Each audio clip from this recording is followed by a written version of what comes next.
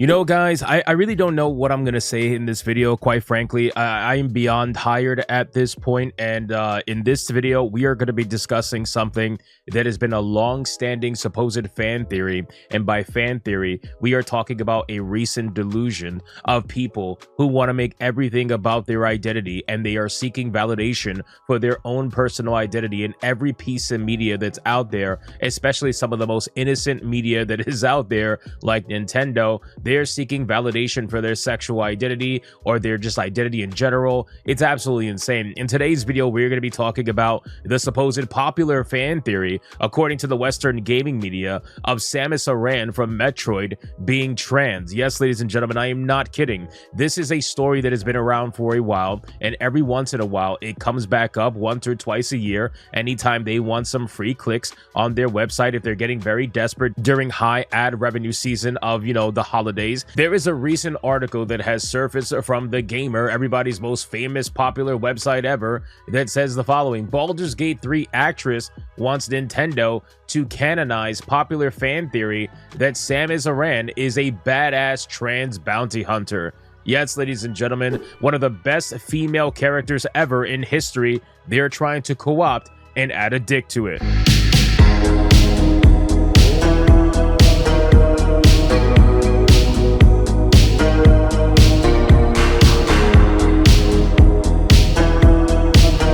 So hit that like button, subscribe button, all that good YouTube algorithm nonsense, and comment down below. Otherwise, your view's not going to count. And in today's video especially, that's gonna suck. Let's talk about the history of trying to trans characters in Nintendo. We're gonna talk about that first, and then we're gonna go over specifically Samus Aran later on in the video. So make sure to use your timestamps if you have ADHD. So this article started to spread all over on X, and when I saw this article from The Gamer, everybody and their mother started to come out and basically talk against this, because everybody knows that this supposed popular fan theory is complete nonsense. This is only popular with like 10 people on the internet, and that is it. Everybody else understands that Samus Aran is a female, right? And they'll try to misrepresent the history with Samus Aran. They'll try to misrepresent the history with certain comments that were made by the people that created this game. They'll do whatever they can to try to convince people that Samus is totally trans, and if you don't see it, well, you're the crazy one and not them. It's unbelievable, it really is. But there's a history to this that has happened multiple times with multiple different characters, and luckily for me, I found a website that goes over the entire nonsense of supposedly trying to canonize transgenderism in a Nintendo video game. So there's this article that I found, I guess on someone's Substack that goes by the name of Devin Price, and it says the following: these Nintendo characters are canonically transgender or non-binary. Now again, he's speaking from a place of fact, but the truth is that it's not factual, right? All the characters that they're about to mention in this particular list that was written all the way back in 2018. So they've been trying to do this for even longer than that, but 2018, a lot of this started from Brianna Wu. Brianna Wu decided to implement his own transgender ideology onto Samus Aran, and then basically everything like that just ran with the wind. So it says the following: I've been saying it for years, if you love the Zelda games, that you aren't cis. This series is packed to the gills with beautifully androgynous characters, tough, masculine women, feminine, graceful men, and people who switch their gender presentation for reasons either strategic or personal. At times, the gender-bending transitioning is acknowledged outright.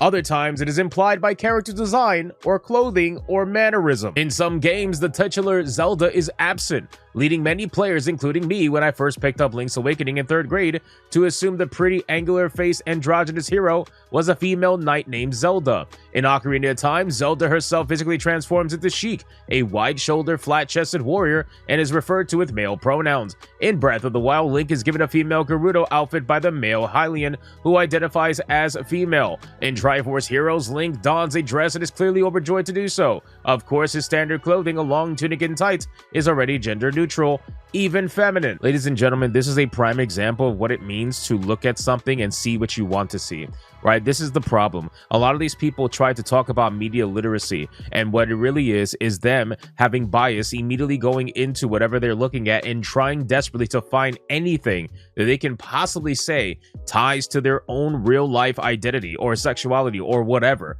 right? at the end of the day, man, this stuff is not even a thought when it comes to making Nintendo video games. You really think these Japanese developers are thinking how they can show trans representation in their video games? And yet, for some reason, it actually none of it's true whatsoever. There's also a fundamental misunderstanding of Japanese culture that we're going to go into later on in this video. But at the end of the day, man, these people truly are psychotic, and they're trying to see anything they can to validate their psychosis. So here's my favorite part about this article, showcasing Link's supposed transition timeline. Yes, ladies and gentlemen, Link apparently has a transition timeline. It's unbelievable. Apparently in Ocarina of Time, Link was pre-HRT. Yes, Link was on HRT according to these people. Hyrule Warriors 2 months into HRT. Twilight Princess 6 months into HRT, and Skyward Sword 1 year on HRT. Now Hyrule Warrior Legend with a non-canon version of Linkle, where they desperately want Linkle to be canon, that is 3 years on HRT. Yes, ladies and gentlemen, so apparently, unbeknownst to you, myself, or anybody else, this person claims that canonically Link has been on HRT for about 3 years. Actually, non-canonically, because again, Hyrule Warriors Legends is not canonical, but still, 1 year of HRT canonical with Skyward Sword, and 3 years HRT non-canonical with Hyrule Warrior Legend. Now, trust me, I can hear you guys in the comments right now going, what the fuck am I reading? What the fuck am I listening to? Yeah, that's exactly how I feel when I'm looking through this nonsense. So it says, I've explored trans themes in Zelda series and the other outlets, so I'll be brief about it here. Suffice it to say, the world of Zelda is populated with characters of a variety of physical features, gender presentations, mannerisms, and style of dressing, and it's easy for trans people to look at the array that we've been given and find something to latch onto. Well, I'm glad that they admitted that they're trying to find something to latch onto, because it's all bullshit. And we don't need to stop there. Several other Nintendo games feature canonically transgender or non-binary characters. Here is a quick overview of who those characters are and the evidence that they are officially and canonically trans. There is literally no evidence, by the way. Zero evidence. Any official outlet, any official statement from anyone has claimed otherwise. And this is where the misrepresentation comes into play. So now they go over Samus Aran, and this is where the majority of the video is going to take place. So now that we know that they're trying to trans Link by literally putting Link on HRT, now we have Samus Aran. It says, in the original Metroid, game materials obscure Samus's gender or refer to her as male. In Super Metroid, this is also the case, but it was a setup for the surprise ending of the game in which Samus is revealed to be female. That is literally it, guys. That is all there is to it. They reference Samus as male because they wanted to keep the surprise of her being female all the way until the end when you got the secret ending. In a press from that era, Samus was described as being 6'3" and 198 pounds, though later depictions of her having portrayed her as smaller and more conventionally feminine. At about this time, her trans status was revealed by game writers. Oh my god, here we go. This is going to be great.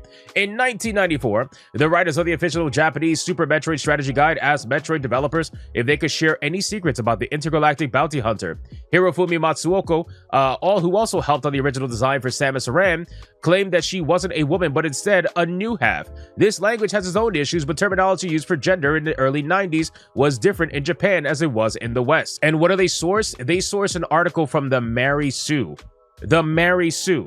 That is what we are sourcing right now, where Mary Sue says the following all the way back in 2015. It says Metroid's Samus Aran is a transgender woman.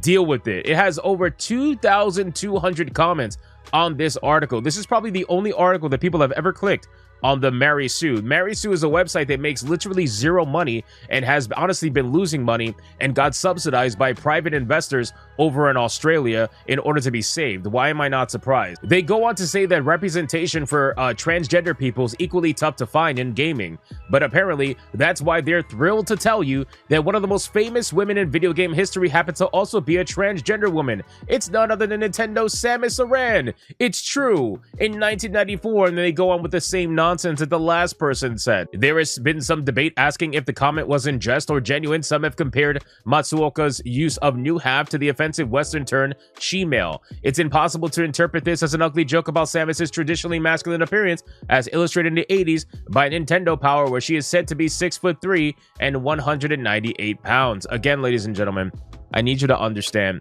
that this is one of those situations where they're taking something that was said in Japan that they have no understanding of, and they're applying their own understanding to it. They even openly admit here in this article that they don't know what he actually meant. They don't know whether he was trolling or they don't know whether he was serious. I would have to imagine, based at the time that this was taking place, that he was probably trolling, because again, they wanted to keep Samus's identity a secret. They don't want people to understand what Samus was. So, of course, they're going to end up trying to be a little bit ambiguous with it, or just end up trolling people to see what they could get away with. This is before the day of really modern day internet, so I need you guys to understand the difference between all of that. This is not the first time they try to misunderstand Japanese context. You know, there is a term right now, and I'm going to explain what it is. There is a term called otokonoko, and otokonoko is a Japanese term that translates to boy girl or boy daughter and refers to a male who dresses in feminine clothing. While the term is a Japanese slang for men who cross-dress in anime, manga, etc.,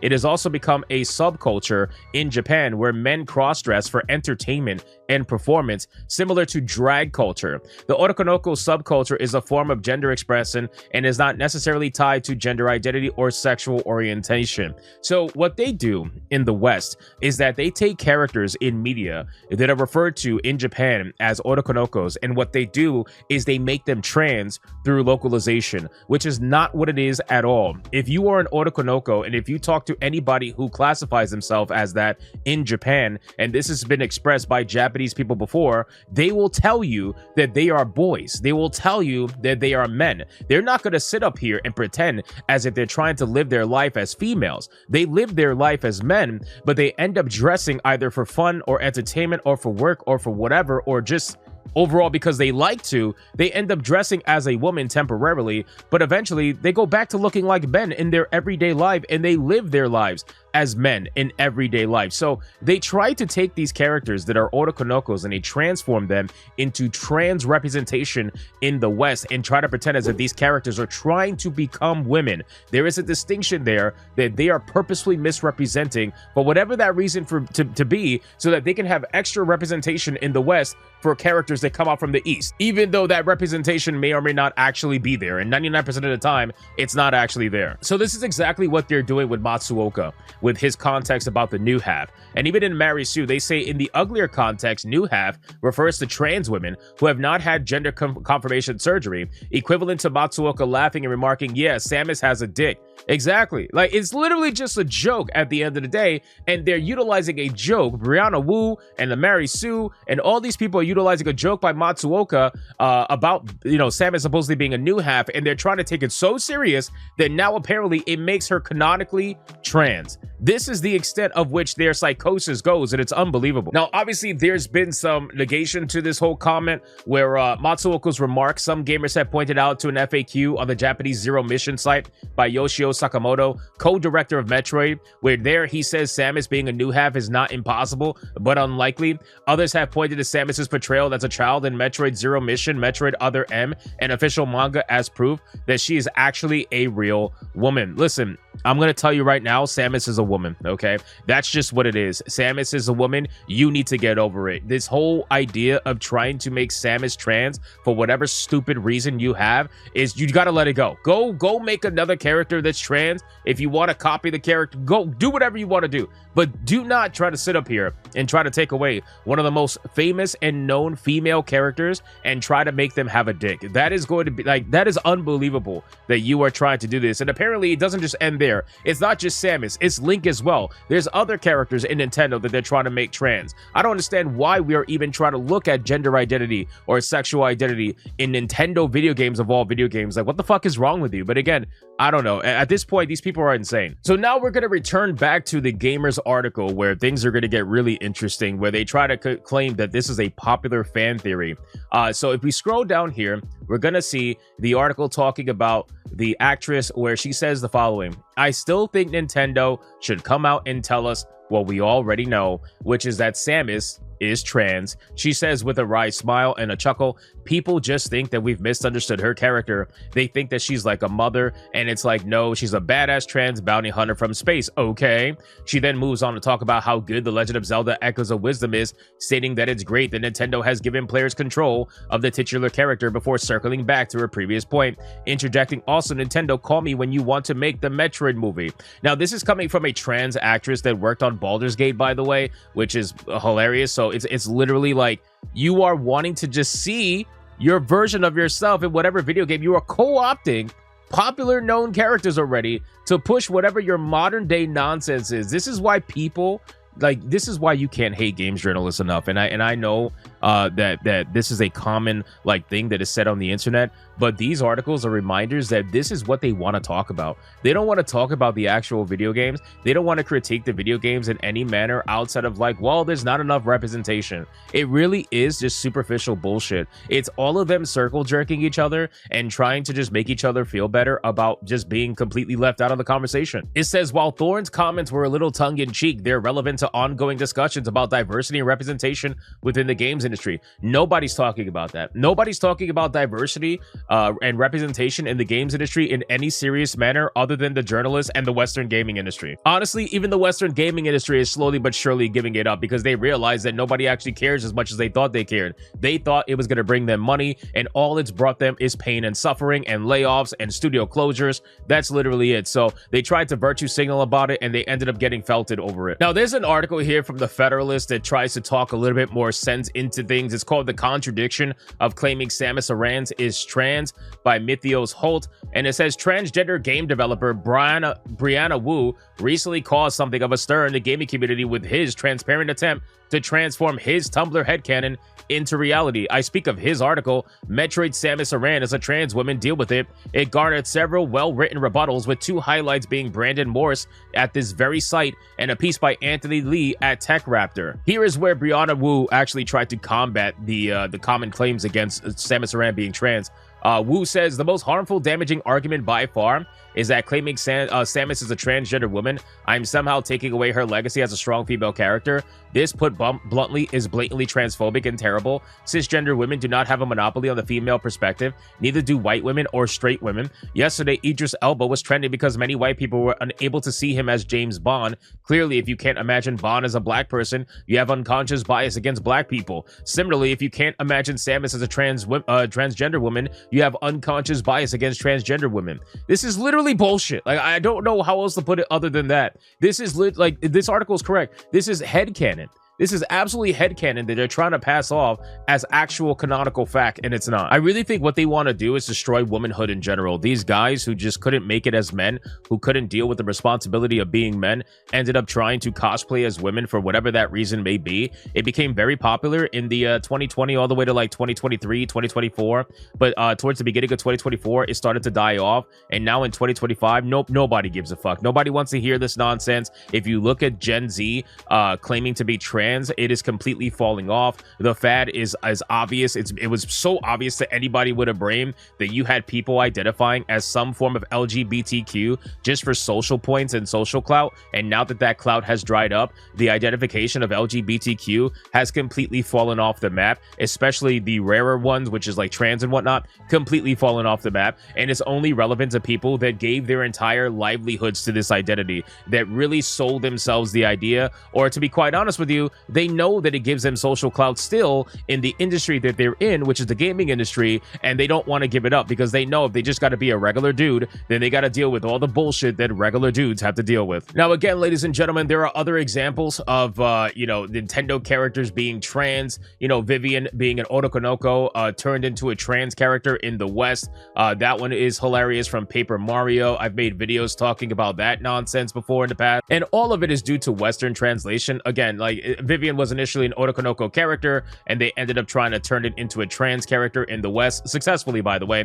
They also try to make Zelda turning into Sheik as a trans allegory, and that totally makes her canonically trans. You even have Birdo being a trans character from Super Mario Brothers 2 as well. Pokemon trainer in X and Y, apparently because they were a black belt, and black belts were referenced as only being males, that apparently that makes her trans. You even have Pikachu, guys. You have Pikachu. Yeah, I'm not kidding. Honorable mention According to Devin Price, Pikachu is trans. Pikachu's character design has evolved quite a bit over the years. Originally, all Pikachus were depicted as having lightning bolt-shaped tails. Later on, heart-shaped tails were introduced as an indicator that Pikachu is female. In the episode of the anime entitled Beauties Battling for Pride and Prestige, Pikachu tapes his tail into a heart shape in order to enter a women's-only club. This is not depicted as an expression of identity, so much as a means of slipping into a women's-only space unnoticed. So I can't claim this is a solid transgender representation. In fact, it feeds into stereotypes of trans women as fakers and infiltrators of women's spaces, which is really dangerous and a pernicious myth. However, a lot of trans people have gravitated towards this joyful image of gender-bending Pikachu, so I think it deserves posting. Yes. Yeah, I'm not kidding. So the episode where it's literally Pikachu taping a heart to its tail so that it can join a female-only space means that they want this to be canon. Let me be factual here. So them knowing that this is not any form of gender identity, they still decided, hey, I'm going to use it as some form of transgender propaganda. And Pikachu is now female because of it. Even though the tape gets removed and the heart gets removed and he goes back to the lightning bolt-shaped tail, it doesn't matter. Pikachu was female temporarily, thus making it trans. Now, if you made it to the end of this video, first, I applaud you. I thank you. I thank you for making it to the end of this video because I almost didn't make it to the end of this video. This is a prime example of what it means to just have this headcanon of social brain rot, right? Where everything has to be about identity, everything has to be about sexuality, and you go and you try to find the most innocent characters to attach yourselves to. I find it to be ultra cringe at the end of the day. These characters are known characters for a reason. It has nothing to do with their gender identity, and the fact that you're trying to make Link, Samus Aran, Pikachu, all these characters to be something that is so simplistic as if it's just their gender identity is all that's important about them. It really is pathetic, and this is a group of tourists, in my opinion, that have recently latched on to these characters for whatever that reason may be due to the popularity of the internet and obviously people having access to information and spreading around conversations a lot quicker. This is clearly people that have latched onto this stuff that never actually latched onto it in the past in this exact way. These are people that may have played Nintendo games in the past. You know, I've played older Nintendo games. They might have played older Nintendo games, but they weren't thinking about this nonsense. Nobody was thinking about Samus Aran being trans back in the day. Nobody's thinking about Link being trans back in the day. And damn sure nobody's thinking about Pikachu being trans back in the day. And yet they still, you know, in modern day, because they have to, they need some form of, like, somebody's got to believe that I'm a woman, right? Like, this is that thing. And they're looking to these characters to try to validate their existence. And it really is quite sad. So you guys let me know in the comments down below this video, what do you think overall about this entire situation? If you disagree with me and you think these characters are trans, let me know in the comments down below. Regardless, thank you guys so much for watching this video, and if you enjoyed it, like, share, subscribe, all that YouTube algorithm nonsense. Otherwise, your view is not going to count. I appreciate you guys commenting, and I will see you guys on the next one. Hypnotic out.